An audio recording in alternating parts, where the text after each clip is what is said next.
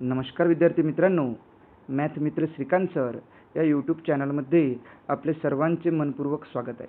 मित्रांनो, नवोदय परीक्षेमधील सर्वात महत्त्वाचा आणि गुण मिळवून देणारा विषय म्हणजेच गणित. आणि आज आपण गणितातील अतिशय महत्त्वाचा घटक क्रमांक 1 संख्या व संख्या लेखन पद्धती यामधील स्वाध्याय 1.2 अगदी सोप्या आणि ट्रिकसह समजून घेणार आहोत. म्हणून हा व्हिडिओ शेवटपर्यंत नक्की पहा. प्रत्येक प्रश्न काळजीपूर्वक समजून घ्या आणि सर्व प्रश्न स्वतःच्या वहीत सोडविण्याचा प्रयत्न करा. लक्षात ठेवा, यश मिळवायचे असेल तर अभ्यासाशिवाय कुठलाही पर्याय नाही. आई वडिलांची स्वप्न पूर्ण करण्यासाठी मेहनत घ्यावीच लागते. म्हणून ज्यांना गणिताची भीती वाटते त्यांनी आजपासून गणिताचा फिअर सोडा आणि यशाचा गिअर टाका. आणि हो, अशाच नवोदय, स्कॉलरशिप व इतर स्पर्धा परीक्षांच्या भन्नाट व्हिडिओसाठी आत्ताच आपल्या चॅनलला सबस्क्राईब करायला विसरू नका. चला तर मग मित्रांनो, वेळ वाया न घालवता सुरू करूया स्वाध्याय 1.2. तर स्वाध्याय 1.2 यामधील पहिला प्रश्न आपण पाहणार आहोत. प्रश्न क्रमांक 1. प्रश्न क्रमांक 1 काय पहा. 17, 8, 21, 13, 41, 2, 27, 31, 51 या संख्यांपैकी मूळ संख्यांची बेरीज आहे. तर यासाठी आपल्याला 1 ते 100 पर्यंतच्या सर्व मूळ संख्या पाठ असायला हव्या. आणि मूळ संख्या कशाला म्हणतात, तर ज्या संख्येला फक्त 2 विभाजक असतात, म्हणजेच 2च अवयव असतात, त्यांना मूळ संख्या म्हणतात. मग यामधल्या मूळ संख्या आपण पाहून घेऊ. यामधल्या मूळ संख्या आहेत 17 अधिक, यांची बेरीज करायची आपल्याला. 17 अधिक 8 मूळ संख्या नाही, 21 पण मूळ संख्या नाही. नंतर आहे 13 अधिक नंतर 41 41, ही सुद्धा मूळ संख्या आहे. याला पण 2च विभाजक आहे. सर्वात लहान सममूळ संख्या आणि सर्वात लहान मूळ संख्या 2, ही सुद्धा मूळ संख्या आहे. 27 नाही, 31 ही सुद्धा मूळ संख्या आहे. आणि 51 ही मूळ संख्या नाही, ही संयुक्त संख्या आहे, कारण ती 17च्या टेबलमध्ये येते. तर मग आता पहा, या मूळ संख्यांची आपल्याला करायची आहे बेरीज. मग यांची बेरीज करून घेऊ. इथे पहा, 7 आणि 3 10, 10 आणि 1 11, 11 आणि 2 13, 13 आणि 1 14, 14 4, हातचाला 1, 1 आणि 1 2, 2 आणि 4 6, 6 आणि 3 9, आणि हा 1 10. मग इथे लिहिले 10. आणि या दिलेल्या संख्येतील मूळ संख्यांची बेरीज आहे 104. म्हणजेच आपलं उत्तर आहे पर्याय क्रमांक 3. पहा, खूप सोपा प्रश्न आहे. फक्त प्रश्न काळजीपूर्वक वाचायचा, जेणेकरून आपल्या सोप्या चुका होणार नाही. आणि हा जो प्रश्न आहे हा 2013च्या नवोदयच्या परीक्षेत विचारलेला प्रश्न आहे. म्हणजेच अशाच प्रकारचे प्रश्न आपल्याला विचारतात. हा प्रश्न असा आपल्या वहीत लिहायचा आणि स्पष्टीकरणासह स्वतः सोडवून पाहायचा. पुढला प्रश्न पाहूया. प्रश्न क्रमांक 2. क्रमांक 2 काय. पुढीलपैकी कोणते विधान बरोबर आहे. बरोबर असणारे विधान आपल्याला ओळखायचे आहे. पहिला पर्याय आहे 0 ही विषम संख्या आहे. तर मुलांनो, सर्वांनी समजून घ्या, 0 हा जो असतो ही पूर्ण संख्या आहे, परंतु ही विषम पण नाही आणि 0 ही समसंख्या सुद्धा नाही आणि 0 ही मूळ संख्या सुद्धा नाही. आपण बऱ्याचदा आपल्याला म्हणतो, ज्या संख्येच्या एकक स्थानी 0, 2, 4, 6 व 8 हे अंक येतात त्या संख्येला समसंख्या म्हणतात. परंतु ते कधी, 0 जर एखाद्या संख्येच्या एकक स्थानी आहे, म्हणजे 10 जर पकडले आपण, तर 10 ही समसंख्या आहे. 0 आहे, परंतु 0 हा जर एकटा आला, स्वतंत्र आला, तर ही समसंख्या सुद्धा नाही आणि ही विषम संख्या सुद्धा नाही. त्यामुळे आपलं योग्य पर्याय आहे पर्याय क्रमांक डी. 0 ही विषम संख्याही नाही आणि समसंख्याही नाही. समजून घ्यायचं. पुढला प्रश्न पहा. प्रश्न क्रमांक 3. सगळे प्रश्न सोपे असतात, फक्त आकलनपूर्वक वाचन करायचं आणि समजून घ्यायचं. प्रश्न क्रमांक 3 आहे 3 ची दर्शनी किंमत आणि 36,890 या संख्येतील 3 ची स्थानिक किंमत यातील फरक काढा. आता ही जी संख्या दिली आहे आपल्याला, 36,890 या संख्येमध्ये हा जो 3 दिलेला आहे, या 3ची जर आपण दर्शनी किंमत म्हणजे डोळ्यानं दिसणारी किंमत, आता ही 3च दिसत आहे त्यामुळे 3ची दर्शनी किंमत 3 आणि या 3ची स्थानिक किंमत, या 3चं जर आपण स्थान पाहिलं, एकक, दशक, शतक, हजार आणि 10,000, या 3चं स्थान 10,000व्या स्थानी आहे, त्यामुळे त्याच्या इकडे उजव्या बाजूला किती अंक आहे? 4 अंक आहे, त्यामुळे इकडे 4 शून्य देऊन देऊ. म्हणजेच पहा 3ची स्थानिक किंमत आहे 30,000, या 3ची स्थानिक किंमत 30,000 आणि या 3ची दर्शनी किंमत 3 आणि यामधील काय विचारलं त्यांनी? यामधील फरक, आणि फरक म्हणजे काय? फरक असो किंवा अंतर असो ते म्हणजे वजाबाकी. मग आपण काय करू? या 30,000मधून ही दर्शनी किंमत काढून टाकू 3. मग उरते काय? पहा या 30,000मधून जर आपण 3 काढले तर मग राहते काय? तर आपण यांची वजाबाकी करायची आणि याची सुद्धा सोपी ट्रिक्स आहे. जर आपल्याला एवढे मोठे शून्य आहे, या 30,000मधून 3 काढायचे, तर आपण या 3च्या जागी 2 घ्यायचं, म्हणजे 1 कमी करायचं. या सर्व शून्याच्या जागी काय करायचं? 9 घ्यायचे, 9. आणि इथे या शेवटचा जो शून्य आहे, या 10मधून जर आपण 3 काढले तर किती उरतात? 7 उरतात. मग इथं 7 द्यायचे, म्हणजे आपलं उत्तर काय येईल? 29,997. मग हा पर्याय कुठं आहे? तर हा पर्याय आहे पर्याय क्रमांक बी. खूप सोपा आहे. नाही तर सरळ सरळ वजाबाकी करा. मी सोपी ट्रिक्स सांगितली. सोपी ट्रिक्स कशी सांगितली? तर हा शेवट इकडला जो अंक असतो यामधून 1 कमी करायचा, म्हणजे 3च्या जागी काय घ्यायचे? 2 घ्यायचे आणि हे उरलेले जे शून्य आहे, शेवटचा शून्य सोडून या उरलेल्या शून्याच्या जागी 9 घ्यायचे आणि शेवटच्या शून्याला 10 पकडून या 10मधून हे 3 जर वजा केले तर 7 राहतात, इथे 7 द्यायचे. अशा प्रकारे आपण सोप्या पद्धतीने सुद्धा उत्तर काढू शकतो. नाहीतर सरळ सरळ तुम्ही वजाबाकी जरी केली तरीही तुम्हाला लगेच उत्तर मिळेल. आता पुढला प्रश्न पाहूया. प्रश्न क्रमांक 4. हे सर्व प्रश्न स्वतः सोडवून पाहायचे आहे व्हिडिओ पाहिल्यानंतर. प्रश्न क्रमांक 4 पहा.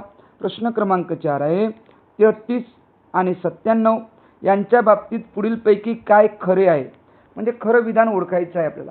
पहिला पर्याय पाहू आपण. पहिला पर्याय काय म्हणते पहा, दोन्ही मूळ संख्या आहे. आता मला सांगा 33 ही मूळ संख्या आहे का? नाही, कारण याला 2 पेक्षा जास्त विभाजक आहे. कारण हे 11च्या टेबलमध्ये येते, 3च्या सुद्धा टेबलमध्ये येते, 33च्या टेबलमध्ये येते आणि 1च्या टेबलमध्ये येते. त्यामुळे याला 2 पेक्षा जास्त विभाजक आहे.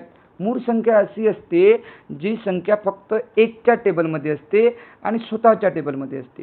दुसऱ्या कुठल्याही टेबलमध्ये ते येणार नाही, त्याला मूळ संख्या म्हणतात. त्यामुळे 33 ही मूळ संख्या नाही, म्हणजे पर्याय 1 कट झाला. पर्याय क्रमांक 2 पाहू आपण. बी. बी काय म्हणते? दोन्ही सहमूळ संख्या आहे.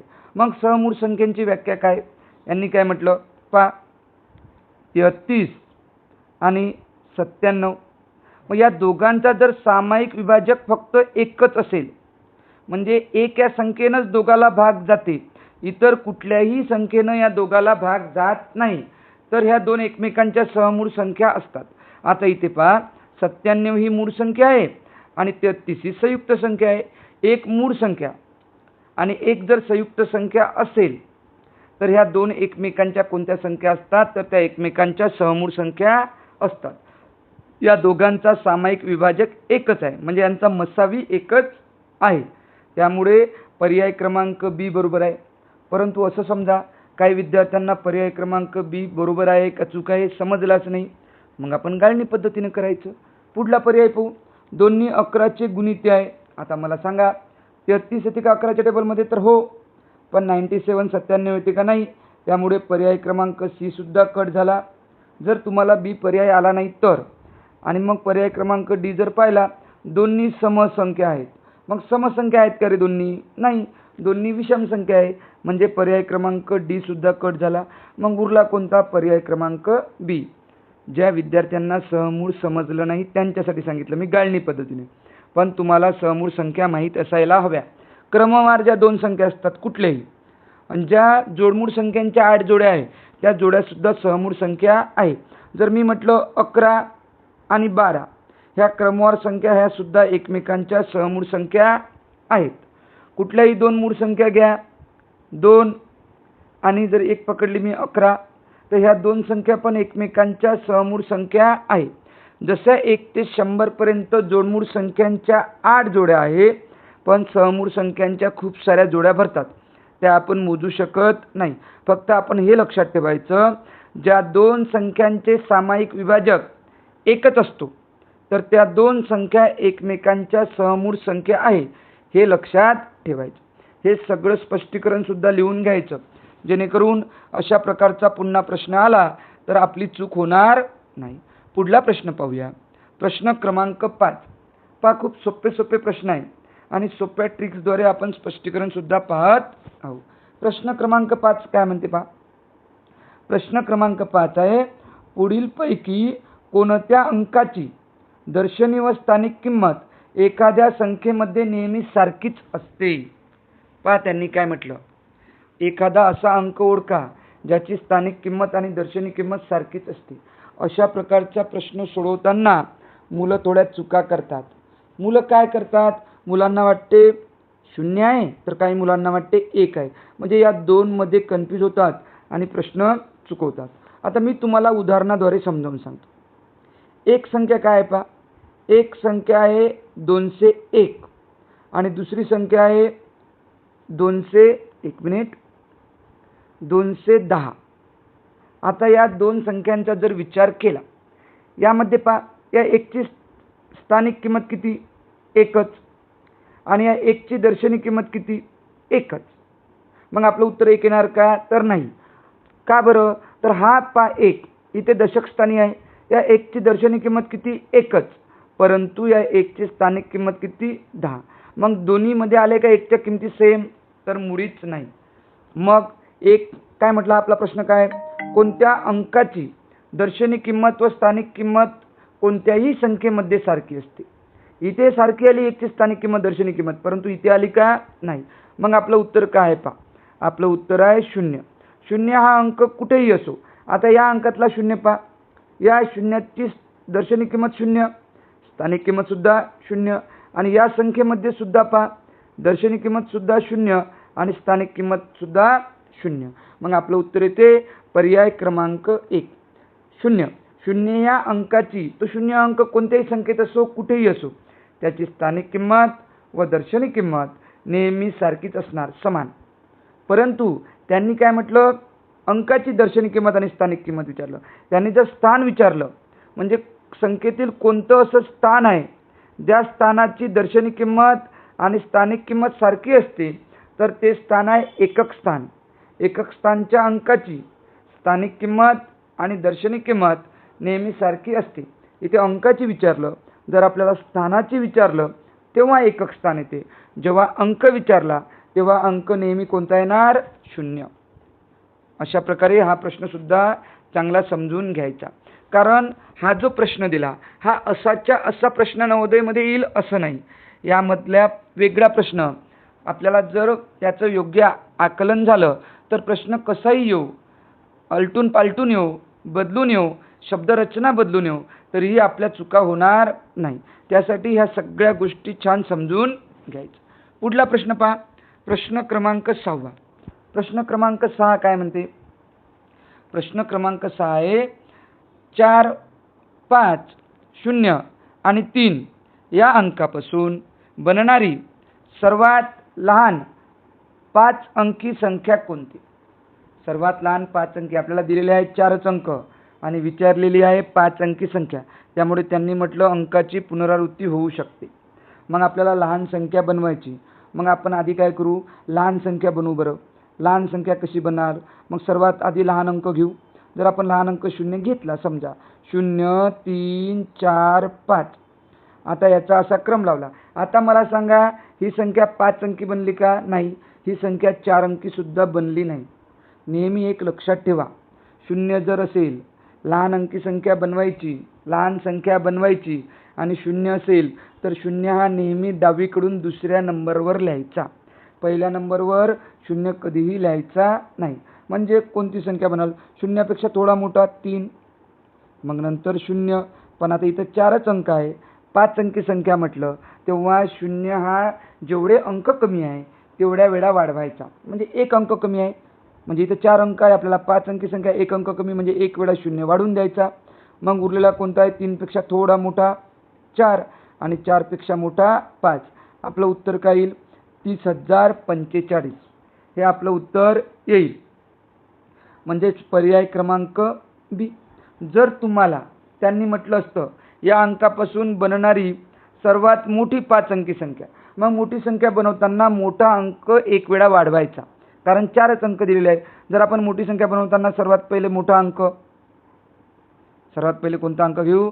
सर्वात पहिले मोठा अंक 5, नंतर 4, नंतर 3 आणि नंतर 0.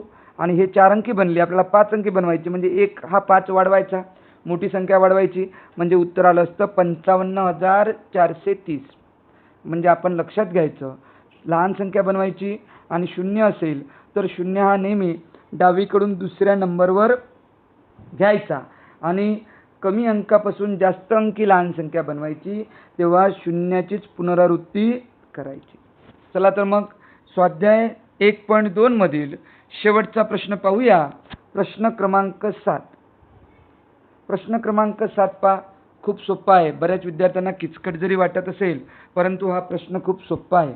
आपण आकलनासह समजून घ्यायचा आहे आणि 2016च्या नवोदय परीक्षेमध्ये विचारलेला प्रश्न आहे. म्हणजे अशा प्रकारचे प्रश्न पुन्हा सुद्धा विचारू शकतात. प्रश्न काय?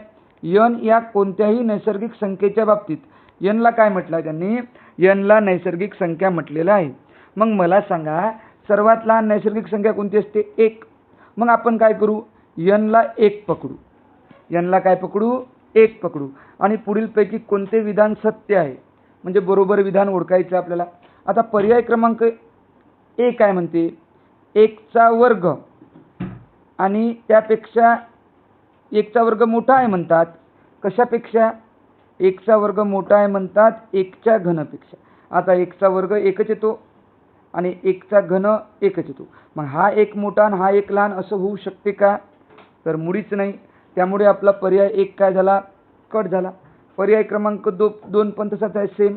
यांनी काय म्हटलं? 1 चा घन 1च आणि 1 चा वर्ग पण 1च. मग हा 1 मोठा आणि हा 1 लहान असू शकते का? नाही. त्यामुळे हा सुद्धा कट झाला. पर्याय क्रमांक सी पहा. पर्याय क्रमांक सी काय म्हणतात? या दोघांची म्हणजे 1 चा वर्ग पाहिला होता आपण, 1 चा वर्ग 1च वजा 1 चा घन सुद्धा 1च. या दोघांची वजाबाकी ही 0पेक्षा मोठी आहे म्हणतात. या दोघांची वजाबाकी 1च. आणि मला सांगा, हा 0 मोठा आणि हा 0 लहान असं होऊ शकते का? तर असं पण होणार नाही. मग शेवटचा पर्याय पहा. n म्हणजे कोणतीही नैसर्गिक संख्या. हा 1 असू शकतो, 2 असू शकतो, 3 असू शकतो. आपण n म्हणजे 1 पकडला, मग हा इथे 1 पकडला आणि इथं 0. आता मला सांगा, यांनी म्हटलं 1 हा 0पेक्षा मोठा आहे, तर 100% 1 हा 0पेक्षा मोठाच आहे. त्यामुळे आपलं उत्तर येईल पर्याय क्रमांक डी. अशा प्रकारे हे सर्व स्पष्टीकरण लिहून तुम्ही तुमच्या वहीत हा संपूर्ण स्वाध्याय 1.2 सोडवायचा आहे.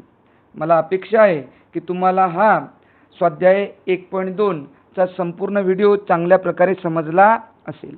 जर तुम्हाला आपला हा व्हिडिओ आवडला असेल तर आपल्या या व्हिडिओला नक्कीच लाईक करा.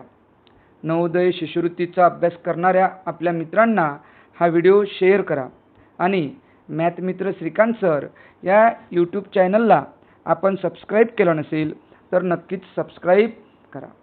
पुन्हा भेटूया पुढच्या व्हिडिओमध्ये.